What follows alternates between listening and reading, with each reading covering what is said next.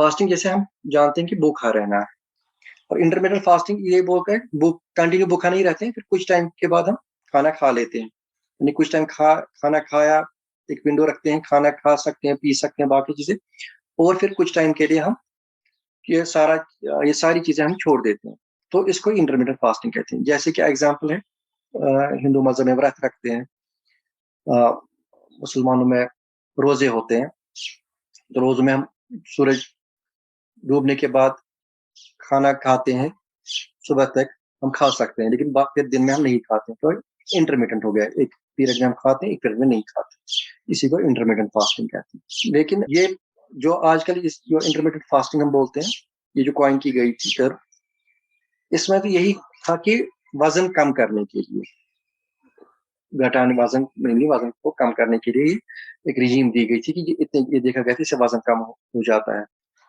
तो उसमें हालांकि पानी पी सकते हैं, हालांकि जो रिलीजियस फास्टिंग होती है उसमें तो हम यूजुअली पानी वानी नहीं पीते, लेकिन जो बाकी इंटरमीडिएट फास्टिंग नॉन रिलीजियस, उसमें पानी पी सकते हैं, लेकिन कैलोरी नहीं ले सकते, दूध नहीं पियेंगे, बाकी चीजें जिसमें भी कैलोरीज है वो यूजुअली नहीं लेते। आजकल हम जो फास्टिंग है, जो यूजुअली वेट को मेनली पहले वेट का था, फिर हम और फायदे देखेंगे क्या एक कुछ टाइम के लिए खाते हैं, फिर कुछ टाइम के लिए छोड़ देते हैं। पहले यूजुअली इसके जो टाइप्स भी है 12-12 या फिर 14-10 आवर्स, यानी कि 14 घंटे नहीं खाएंगे, 10 घंटे खाएंगे, फिर ये बढ़ा के वो इंक्रीज करते हैं, नहीं खाने का टाइम वो इंक्रीज करेंगे, अब फिर 14 घंटे नहीं खाएंगे, 10 घंटे खाएंगे, फिर 16 घंटे नहीं खाएंगे, 8 घंटे खाएंगे, फिर 18 घंटे नहीं खाएंगे, खाली 6 घंटे खाएं, 6 घंटे का पीरियड रखते हैं, इसमें खाएंगे, बाकी नहीं खाएंगे। तो ऑब्वियसली ये धीरे धीरे स्टार्ट करना चाहिए, अगर किसी को ये मतलब इस वजह से करना है फास्टिंग स्टार्ट, तो इस तरह फास्टिंग स्टार्ट कर सकते हैं। और फास्टिंग से पहले क्या डाइट लेनी चाहिए वो भी एक इम्पोर्टेंट है, ताकि बाद में कुछ दिक्कत ना हो, भूख ज्यादा ना लगे, प्यास ज्यादा ना लगे, और एनर्जी भी रहे, वो भी इम्पोर्टेंट है। उसके लिए हमें जरूरी है कि हम वो फूड ले लें जो रिहाइड्रेटिंग हो, जिसमें प्यास कम लगे खासकर, और जो बहुत देर तक भी रहे, बहुत ज्यादा एनर्जी भी। इसमें हमारा स्टेपल फूड तो चपाती या चावल है, वो कम खाएं, और उसके साथ सैलड, बहुत सलाद, वो बहुत ज्यादा खाएं, खासकर खीरा, कुकम्बर, उसमें पानी भी बहुत होता है, पानी की जो मकदार है बहुत ज्यादा होती है, इससे प्यास भी कम। इसी तरह अगर फ्रूट्स, खासकर केला अगर खाए, कि इसमें बहुत ज्यादा पोटेशियम होता है, पोटेशियम से प्यास कम लगती है, अगर ये भी खाए तो प्यास कम लग सकती है।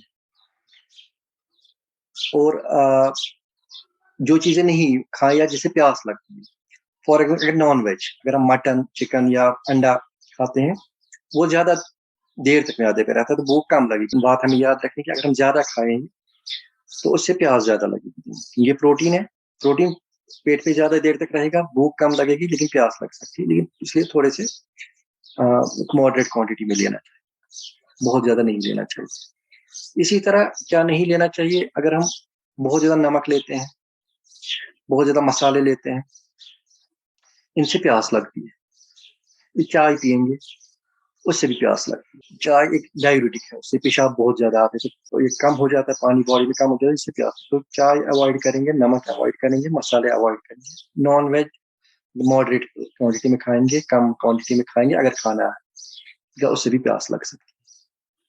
तो फास्ट शुरू करने से पहले इन चीजों का ध्यान रखना चाहिए, और काफी ज्यादा पानी वानी पीना चाहिए, रिहाइड्रेट करना चाहिए आपको। और जब फास्ट खोले, जब उस वक्त भी ध्यान रखना चाहिए कि काफी ज्यादा पानी पिया जाए, बिकॉज खुद फिर से रिहाइड्रेशन बॉडी के लिए। फास्टिंग, चाहे वो रिलीजियस फास्टिंग हो या नॉन रिलीजियस फास्टिंग, जो हम इंटरमिटेंट फास्टिंग भी कहेंगे, पहला फायदा जो जिसके लिए इंटरमिटेंट फास्टिंग आई थी कि वेट कम करता है। वो तो ठीक है, वेट कम करता है, लेकिन इसके बहुत और भी फायदे देखेंगे। हम शुरू करते हैं ब्रेन से।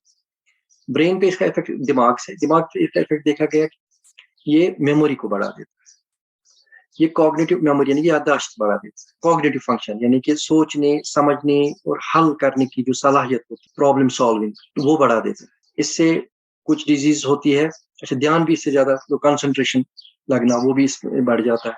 वो पार्ट भी ब्रेन का बहुत डेवलप हो जाता है। कुछ डिजीज होती है ब्रेन में, जैसे अल्जाइमर्स डिजीज जो बूढ़ों में होती है कि उसमें फिर याददाश्त चली जाती है, या ओल्ड एज डिमेंशिया होता है, वो कम हो, उनके चांसेस कम हो जाते हैं। इसी तरह पार्किंसोनिज्म, अक्सर आपने देखा होगा कुछ बुजुर्ग पेशेंट मरीजों में थरथराहट सी होती है, उसको पार्किंसोनिज्म कहते हैं, उसके चांसेस भी कम हो जाते हैं। डिप्रेशन भी इसमें देखा गया, डिप्रेशन का भी रोल इसमें देखा गया कि डिप्रेशन भी कम हो जाता है। एक्चुअली ब्रेन से एक प्रोटीन निकलता है BDNF, brain derived neurotrophic factor, ये उसी की वजह से होता है। इवन डिप्रेशन, मैनिया वगैरह में भी इसका रोल दिखा ब्रेन में। दिमाग के बाद अगर दिल पे आते हैं, दिल में भी इसके जो फायदे देखेंगे वो बहुत ही मुफीद है। इसमें ट्राइग्लिसराइड्स कम होते हैं, कोलेस्ट्रॉल कम होता है, और जो अच्छा वाला कोलेस्ट्रॉल है वो बढ़ जाता है। जो इसमें नसें होती है, हार्ट में जो नसें होती है, उनमें जो चर्बी लगने की जो रिस्क होता है, चांस होते हैं, वो कम हो जाते हैं, जिसकी वजह से हार्ट अटैक्स वगैरह भी कम हो जाते हैं। बीपी भी इसमें बहुत अच्छा इंप्रूव हो जाता है, यानी कि बीपी कम हो जाता है। अगर कोई बीपी का पेशेंट है उसके लिए भी अच्छा है। और दिल के बाद अगर हम डाइजेशन की बात करें तो डाइजेशन भी इसमें देखा गया इंप्रूव हो जाता है। डाइजेशन, लिवर वगैरह में भी ये, खासकर वो जो फैटी लिवर वगैरह जो है उनमें भी ये इसका रोल देखा गया कि उसके लिए भी बहुत ही मुफीद है ये। इसके बाद डायबिटीज की बात करें, पैनक्रियास उसके नीचे ही है, तो डायबिटीज में भी इसका रोल देखा गया है। डायबिटीज में ये इंटरमीडिएट फास्टिंग से ब्लड शुगर्स बेटर कंट्रोल रहते हैं, और जिसको डायबिटीज नहीं है और वो भी इंटरमीडिएट फास्ट रहता है, तो उसमें जो चांसेस है रिस्क कम हो जाते हैं, डायबिटीज के चांसेस कम हो जाते हैं। उसके बाद इन्फेक्शन की बात करें, जो या इम्यून सिस्टम की, जो इम्यून सिस्टम हमारा है उसको बहुत ज्यादा इंप्रूव कर देता है इम्यून सिस्टम को। इसमें जो हमारे जो WBCs होते हैं वो निकलते हैं बहुत ज्यादा, उसका असर जो होता है इन्फेक्शन पे बहुत ज्यादा अच्छी तरह लड़ पाता है। तो इन्फेक्शन जो हमारा बॉडी डिफेंस मैकेनिज्म है इम्यून सिस्टम से, तो इन्फेक्शन सिस्टम पे वो ज्यादा बेटर इंप्रूव हो जाता है इससे। जोड़ों का जो दर्द होता है वो भी कम हो जाता है, आर्थराइटिस जिसे कहते हैं, वारम वाली जो डिजीज है वो कम हो जाती है। एक डिजीज सोरेटिक आर्थराइटिस, उसमें जिसका रोल देखा गया वो भी कम हो जाता है। और ये सारे क्लिनिकली प्रूव, जो भी मैं फायदे बोल रहा हूँ क्लिनिकली प्रूव है। ये मतलब एक होता है कि इससे शायद ये वो वाले नहीं कि ये क्लिनिकली प्रूव जो फायदे बोल रहे हैं। और इसी तरह जो कैंसर में भी इसका रोल देखा गया, कैंसर के मरीजों के लिए भी इसका रोल देखा गया कि ये कैंसर को मतलब कम कर देता है। और जो कैंसर जो पेशेंट्स होते हैं जिनमें कीमोथेरेपी चल रही होती है, कीमोथेरेपी के लिए भी ये बहुत ही अच्छा है इंटरमीडिएट फास्टिंग। ये देखा गया कि ये कैंसर जो कीमोथेरेपी चल रही होती है वो कैंसर सेल्स पे ज्यादा एक्टिव हो जाती है, ज्यादा असरदार हो जाती है। और जो नॉन कैंसर सेल्स, जो नॉर्मल सेल्स है, वो रेजिस्टेंट हो जाती है इस फास्टिंग की वजह से, यानी कि साइड इफेक्ट्स भी कम हो जाते हैं। इसी तरह जो हमारा लाइफ स्पैन है, मतलब कौन कितना, मतलब जो लाइफ है वो भी बढ़ जाती है। मतलब जो स्मॉल एनिमल्स पे भी जैसे वो करते एक्सपेरिमेंट करते रहते हैं, तो देखा गया कि उनका लाइफ स्पैन इससे बढ़ जाता है। ये मैं वो फायदों की बात कर रहा हूँ जो क्लिनिकली प्रूव बात है। और इसके अलावा जो सिगरेट स्मोकिंग वगैरह है वो भी इसे छूट सकती है, बिकॉज अगर मेरा बशर्ते कि वो खुद ही चाहे कि ये छूटनी चाहिए। जैसे उसको पता है कि 2 ही टाइम मिलेंगे, सुबह शाम पीने के लिए, तो अगर वो इन 2 टाइम के लिए छोड़ दे, कंट्रोल कर ले, दिन में उसको पता कि मैं पी नहीं सकता, फास्टिंग पीरियड है, तो उससे भी उसको छुटकारा मिल सकता है।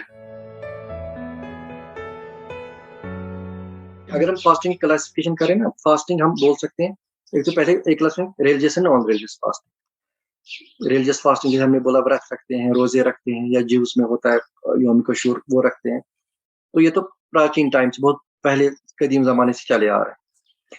और जब जो नए ये होगी non religious, religious fasting, non religious होगी यही इंटरमीडिएट फास्टिंग, ये रखते हैं बिकॉज के हमें जी इसी के लिए वेट कम करना है या किसी और चीज के लिए जी करना है। इसमें यूजुअली यही होता है कि इसमें पानी हम पी सकते हैं, उनमें यूजुअली रिलीजियस में पानी नहीं पी सकते। अब इसके इंटरमीडिएट फास्टिंग के भी जो टाइप्स है, एक तो हो गया टाइम लिमिटेड वाले, जिसमें हम यही टाइम रखते हैं कि इतने घंटे खाना है, इतने घंटे नहीं खाना। उसमें भी फिर टाइप्स है, ग्रेड्स है, यानी कि पहले कौन सा वाला ग्रेड है, 14-10, यानी कि 14 घंटे नहीं खाना है, 10 घंटे खाने हैं। फिर ये बढ़ जाएगा 16, इसी तरह 18-6। ये रिजीम्स डिफरेंट डिफरेंट है, लेकिन यूजुअली जब स्टार्ट करते हैं तो पहले वो वाली रिजीम होनी चाहिए जिसमें टाइम पीरियड ज्यादा हो पहले खाने का, जैसे कि 14-10 है। इसी तरह है ट्वाइस अ वीक वाली, हफ्ते में 2 दिन रखेंगे, 5 दिन खाएंगे। फिर ये भी बढ़ते बढ़ते ऐसे ही रहता है कि फिर 3 दिन खाएँगे, 3 दिन फास्ट करेंगे, फिर 4 दिन फास्ट करेंगे, फिर 5 दिन फास्ट करेंगे, खाली 2 दिन रखेंगे। पहले 5:2 से 2:5 तक पहुँचेंगे।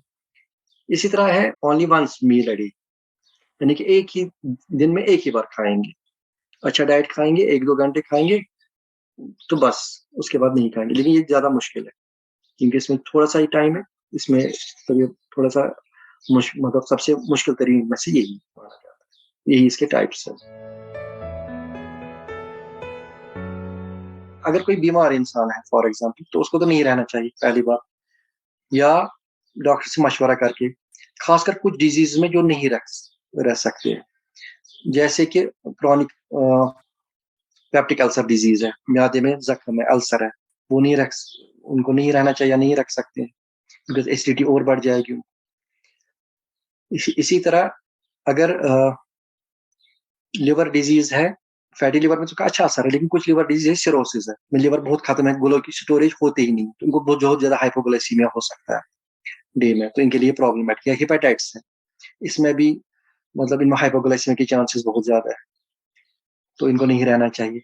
डायबिटिक पेशेंट्स है, डायबिटिक पेशेंट्स को हमेशा पहले अपने डॉक्टर साहब से मशवरा करना चाहिए कि वो रोज़ा रख सकता है, नहीं रख सकता है, क्योंकि डॉक्टर साहब को पता है कि उसको कितना कंट्रोल है, कितना नहीं, हाइपोग्लाइसीमिया हो रहा है, नहीं हो रहा है, तो उनमें भी यूजुअली इसमें खतरा माना जाता है। अगर डायबिटिक पेशेंट है जो बहुत ज़्यादा इंसुलिन वगैरह पे, तो उसके लिए खासकर जो इंसुलिन पे उनके लिए मुश्किल है। अगर एक्यूट डिज़ीज़ है, जैसे फीवर बहुत है किसी पेशेंट को, उसको नहीं रहना चाहिए बिकॉज़ उसको बहुत प्यास लगेगी इससे ज़्यादा, या कोई पेशेंट दवाइयों पे है, उसको भी नहीं दवाइयाँ नहीं मतलब दवा को टाइम पे नहीं खा सकता है, तो इसके लिए भी मुश्किल है। हालाँकि वो अपने डॉक्टर से मशवरा करे, हो सकता है वो सुबह-शाम के लिए दवाई रखे या दवाई का शेड्यूल चेंज करे। और जो ये हो गया जिनको नहीं रखना चाहिए, और जो कुछ कॉम्प्लिकेशंस हो सकती है, वो कॉम्प्लिकेशंस यूजुअली यही है। सबसे पहले भूख बहुत ज़्यादा लग सकती है, प्यास लग सकती है, सर में दर्द हो सकता है बिकॉज़ जब ग्लूकोज़ लेवल कम हो जाती है, सिर में दर्द होना शुरू हो जाता है, या प्यास जब थर्स्ट भी लग जाती है, पानी कम हो जाता है, उससे भी सर में लोगों को दर्द होना शुरू हो जाता है। इसी तरह डिज़ीनेस कुछ लोगों को चक्कर आना शुरू हो सकता है, या कंसंट्रेट वो नहीं कर पाते। हालाँकि हमने बोला था लॉन्ग टर्म में इसका कंसंट्रेशन है, लेकिन जब भूख लगती है, बहुत कम ग्लूकोज़ लेवल, उससे कंसंट्रेशन पे इफ़ेक्ट पड़ता है, वो कंसंट्रेट नहीं कर पाता है। डिज़ीनेस हो सकती है, कुछ लोग इरिटेबल हो सकते हैं। लेकिन ये सारी चीज़ें वो हैं, मतलब जो मैं अभी बोल रहा हूँ कि जिनको कंट्रोल कर सकता है कोई बंदा, कि जैसे कि मैंने बोला पहले ही बोला कि वो हाइड्रेट अपने आप को रखे, वैसे फूड्स ले जिनसे ज़्यादा कम भूख लगे, या वैसे फूड जिनसे प्यास कम लगे, और कुछ जो चीज़ें हैं वो अवॉइड करें। यही एज़ ए एक्यूट, बाकी ऐसा कोई खतरनाक कोई कॉम्प्लिकेशन नहीं है। हाँ, जो बीमार हैं उनको ज़रूर और ज़रूर अपने डॉक्टर साहब से पहले मिलना चाहिए, उनसे मिलना चाहिए, फिर उनसे मशवरा करके वही तभी फास्ट प्लान कर सकते हैं।